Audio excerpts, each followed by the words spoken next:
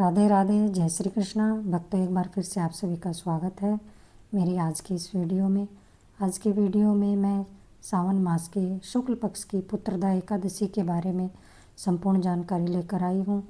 यह सावन मास की पुत्रदा एकादशी कौन सी तारीख को करनी है, इसका शुभ मुहूर्त क्या है, पूजा विधि क्या है और इस पुत्रदा एकादशी का क्या महत्व है, हमें पारण कब करना है, पूरी जानकारी आपको आज की इस वीडियो में मिलेगी। इसलिए वीडियो को शुरू से अंत तक ज़रूर देखें और कुछ खास उपाय भी हैं जो मैं आप सभी को इस वीडियो के अंत में बताऊंगी।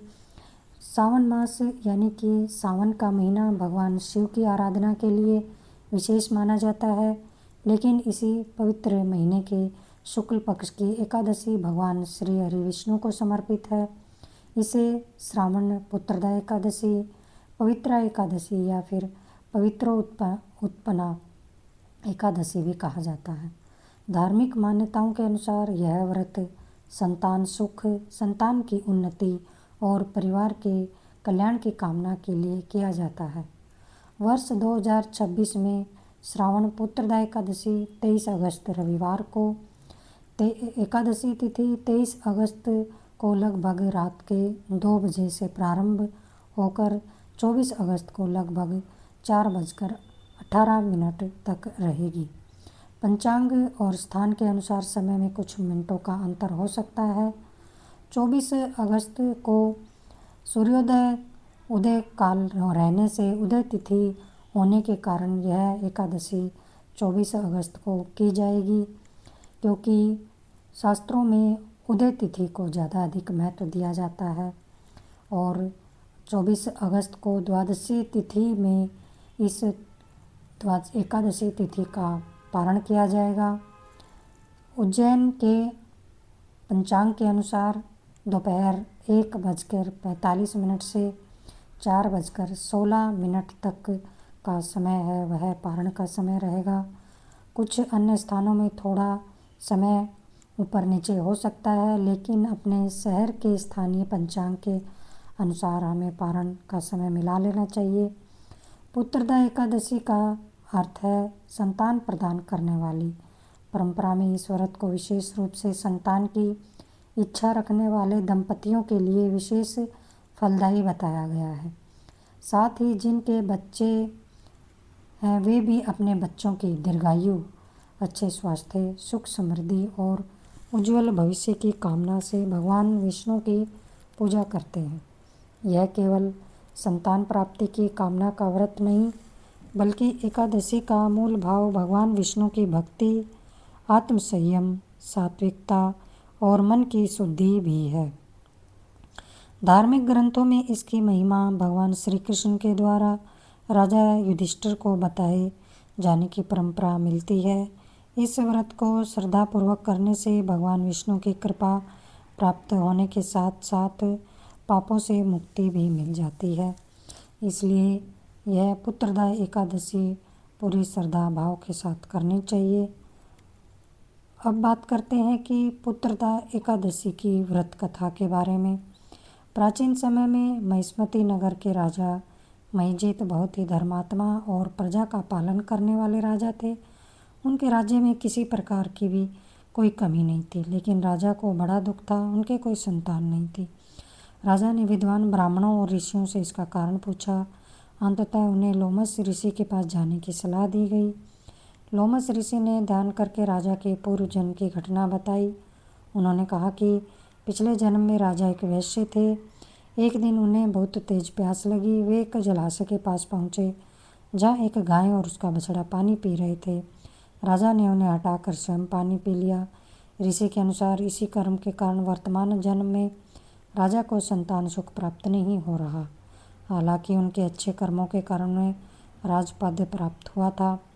लोमस ऋषि ने राजा और उनकी प्रजा को श्रावण शुक्ल पक्ष की पुत्रदा एकादशी का व्रत करने और उसका पुण्य राजा को समर्पित करने की सलाह दी।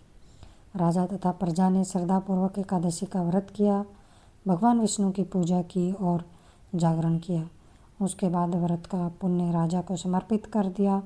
धार्मिक कथा के अनुसार कुछ समय के बाद रानी ने एक तेजस्वी पुत्र को जन्म दिया। तभी से इस एकादशी को पुत्रदा एकादशी के रूप में विशेष रूप से महत्व प्राप्त हुआ। पुत्रदा एकादशी की अब पूजा विधि की बात करते हैं। इस दिन हमें दशमी तिथि से ही सात्विक भोजन करना चाहिए और मन में व्रत का संकल्प लेना चाहिए।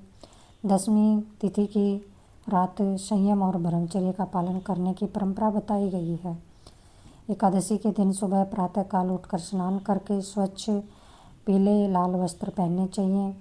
भगवान विष्णु की प्रतिमा माता लक्ष्मी जी के साथ स्थापित करनी चाहिए। पूजा घर को साफ सुथरा करके उनकी प्रतिमा को स्थापित करें और घी का दीपक जलाकर भगवान विष्णु का ध्यान करें। तुलसी भगवान विष्णु को अर्पित अवश्य करनी चाहिए, क्योंकि तुलसी के बिना भगवान की कोई भी पूजा अधूरी मानी जाती है। तुलसी दल, पीले फूल, फल और नैवेद्य भगवान को अर्पित करें। इसके साथ ही श्रद्धा से इस मंत्र का जाप भी करना चाहिए। ओम नमो भगवते वासुदेवाय सामर्थ्य के अनुसार 108 बार या फिर इससे अधिक इस मंत्र का जाप करें। इस दिन एकादशी के दिन हमें विष्णु सहस्त्रनाम, गीता या फिर भगवान विष्णु से संबंधित स्त्रोतों का पाठ करना बहुत ही शुभ बताया गया है। पूजा के बाद पुत्रदा एकादशी की कथा अवश्य सुने या पढ़ें। रात में हमें रात्रि जागरण करना चाहिए। भगवान विष्णु के भजन, कीर्तन और नाम स्मरण करते हुए जागरण अवश्य करें। इससे भगवान विष्णु और माता लक्ष्मी की कृपा प्राप्त होती है। अब बात करते हैं कि एकादशी के दिन हमें क्या खाना चाहिए और क्या नहीं खाना चाहिए। व्रत करने की क्षमता हर व्यक्ति की अलग अलग होती है। परंपरा के अनुसार जलाहार, फलाहार या फिर अन्य सात्विक उपवास विधियाँ इसके लिए बताई गई हैं। एकादशी में चावल, गेहूँ, दाल, अनाज और सामान्य अन्न नहीं खाना चाहिए। फल, दूध आदि का सेवन अपनी परंपरा के अनुसार और अपने स्वास्थ्य के अनुसार कर लेना चाहिए। यदि कोई व्यक्ति निर्जल व्रत नहीं रख पाता है तो उसे अपनी शारीरिक क्षमता के अनुसार फलाहार या फिर सात्विक उपवास करना चाहिए। द्वादशी के दिन हमें इसका सही समय पर पारण करना चाहिए। पारण करे बिना इस व्रत को पूर्ण नहीं माना जाता है, इसलिए पारण का हमें ध्यान रखना चाहिए।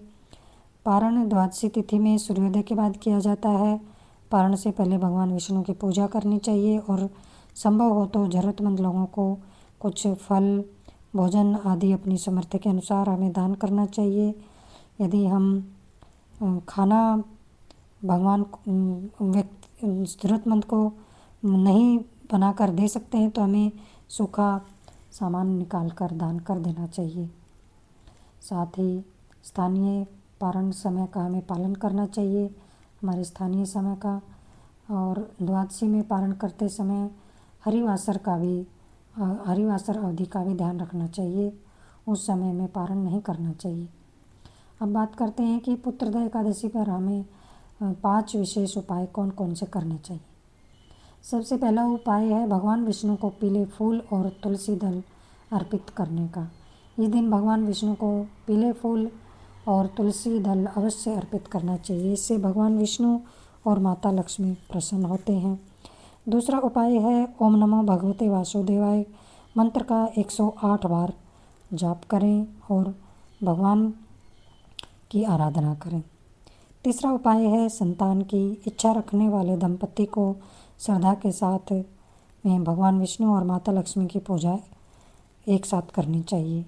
इससे उनकी कृपा प्राप्त होती है और संतान सुख प्राप्त होता है।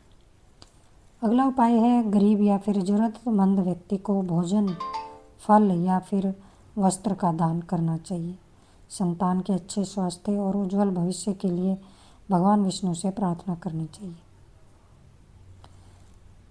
साथ ही हमें पूजा करने के बाद अंत में हमें भगवान श्री हरि विष्णु के चरणों में यही प्रार्थना करनी चाहिए, हे नारायण, हे भगवान विष्णु, हमारे घर परिवार पर अपनी कृपा बनाए रखें, हमारे बच्चों को स्वस्थ, संस्कारी, दीर्घायु और सुखी रखें तथा सभी भक्तों की उचित मनोकामनाएं पूर्ण करें। आप सभी को यह जानकारी कैसी लगी? अगर अच्छी लगी हो तो अपने मित्रों के साथ, परिवार वालों के साथ सबके साथ इसे शेयर करें और कमेंट में जय श्री कृष्णा राधे राधे अवश्य लिखें।